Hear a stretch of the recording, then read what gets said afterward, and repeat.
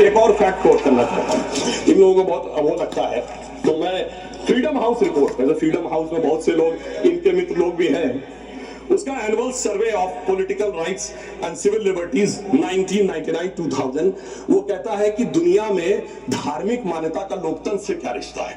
तो वो page number 10 और 11 पे लिखता है, there is a strong correlation between electoral democracy and Hinduism. वो कहता है कि जहां हिंदू धर्म है वहां पर ज्यादा डेमोक्रेसी, और उसमें Fiji, Guyana, Mauritius, Bharat, Nepal बहुतों को कोट किया है। और फिर उसने जो आगे कहा है वो इनको लगेगा, फिर उसने बुद्धिस्ट, व्हाट्सएप नहीं मैंने कोट किया है रिपोर्ट के साथ, हवा में बात मत करिए। अब मैं आपको बताना चाहता हूं, और उन्होंने आगे एक और बात कही है, ब्रुकिंग्स ने अपनी रिपोर्ट में 2019 में मोदी जी के समय क्या लिखा है, India is a silver lining, even a gold lining of democracy, reported released in February 2019। सुनिए, व्हाट्सएप की बात करने वाले, February 2019 titled Democracy and Disorder and the Struggle for Influence on New Geopolitics, page number 31। अब मैं एक दो विषय का उत्तर देना चाहता हूं जो हमारे माननीय नेता प्रतिपक्ष जी ने कहा। उन्होंने कहा कि झंडे का विरोध करने की बात, हम तो ईमानदारी से कहना चाहते हैं कि हम कभी झंडे के विरोध में नहीं थे। झंडे में, अब सर पूरी बात सुनिए सर, मैं कोट कर रहा हूं, अब सर मैं कोट कर रहा हूं, अब सुनिए सर, मैं महात्मा गांधी को कोट कर रहा हूं, सुनिए सुनिए सर, महात्मा गांधी कोट कर रहा हूं। महात्मा गांधी ने 6 अगस्त 1947 को कहा, अगर भारत के झंडे पर चरखा अंकित नहीं होगा तो इस झंडे का अभिवादन करने से मैं इंकार कर दूंगा। आप तो जानते ही हैं, भारत के राष्ट्रीय झंडे पर सबसे पहली परिकल्पना मैंने की थी। बिना चरखे के निशान के भारतीय झंडे की कल्पना नहीं है। वैसे पंडित नेहरू अन्य लोगों ने मुझे बताया है कि नए ध्वज में बना चक्र चिन्ह चरखे का प्रतीक है। कुछ लोग इसे सुदर्शन चक्र बताते हैं, मगर मैं समझता हूं क्या है सर, स्रोत है संपूर्ण गांधी वाङ्मय खंड 89 पृष्ठ 11। अब आप बताइए, आप कहेंगे कि महात्मा गांधी का विरोध कर रहे थे, इसलिए मैं कहना चाहता हूं, 2-3 मिनट में बात कर ले। जी मैं समाप्त कर रहा हूं सर। एक बात और कहना चाहता हूं, अंगूठा कटवाने की बहुत बात कही गई।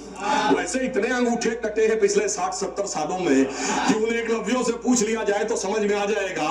मगर जो लोग बहुत ज्ञान बघाड़ते हैं, मैं उनसे पूछना चाहता हूं, किसी ने महाभारत में पढ़ा है क्या कि मैकाले का ही थॉट पढ़े आ रहे हैं? मैं किसी के प्रति अपमान नहीं करना चाहता, 100 में 99 लोगों को यह नहीं पता कि वो किस चैप्टर में है। महाभारत के वन पर्व में है, जहां पर जब एकलव्य का वो पूरा विशेष नहीं जाता, जब द्रोणाचार्य उससे पूछते तुम अपना परिचय दो, तो कहता मैं मगध नरेश जरासंध के प्रधान सेनापति हिरण्यधनु का पुत्र Eklavya. He was the chief of the armed forces। माननीय सदस्यगण, ऐसे कहते हैं जैसे माननीय सदस्यगण, जो बचे हुए माननीय सदस्य बोलने वाले हैं उनको कल अवसर मिल सकेगा। आप कृपया 1-2 मिनट में समाप्त करें। जी हम समाप्त करते हैं। तो इसलिए मैं कहना चाहता हूं, जब अगर आप हकीकत में देखेंगे तो समझ में आएगा। और मैं आज प्रधानमंत्री जी को धन्यवाद देना चाहूंगा। महोदय, ये जरासंध की सेना वो थी जो उस समय भारत की सबसे शक्तिशाली सेना थी, जिसके लिए कृष्ण जी भी एक बार छोड़े थे तो रणछोड़ नाम पड़ा था।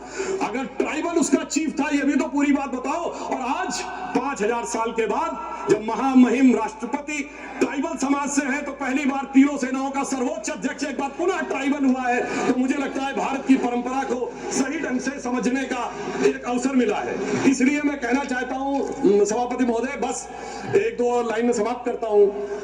अगर महाभारत ही पढ़ना है तो महर्षि वेदव्यास की दृष्टि से पढ़ो, विदुर की दृष्टि से पढ़ो, शकुनी की दृष्टि से पढ़ोगे, भाइयों को लड़ाने वाले शकुनी की दृष्टि से तो यही नजर आएगा।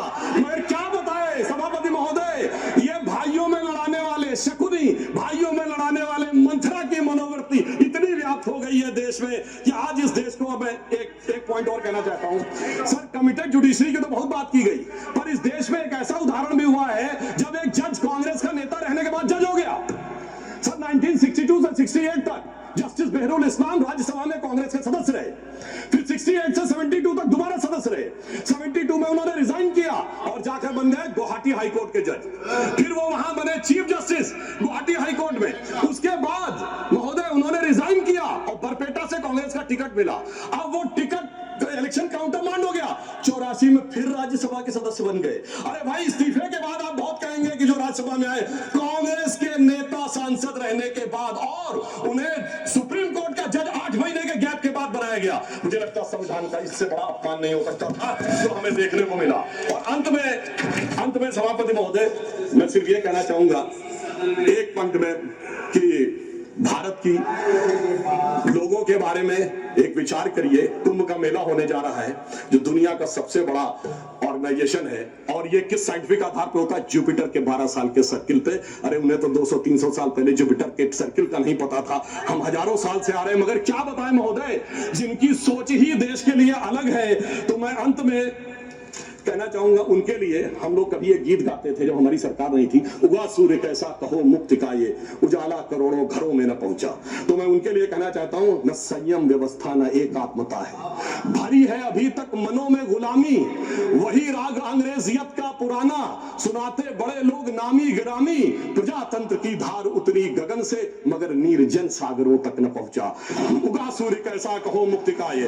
अंत में मैं एक पंक्ति कहकर समाप्त करता हूं। इन्होंने जितना भी विभाजन क्रिएट करने का प्रयास करे, और हम उस सिद्धांत को मानते हैं कि जाति वर्ग और प्रांत भेद के भ्रम को दूर भगाता है, सबके मन का भाव एक है, सबकी भारत माता है, अनेकता में एक मंत्र को जन जन फिर अपनाता है, देखो प्यारा देश हमारा आगे बढ़ता जाता है। धन्यवाद। The house stands adjourned to meet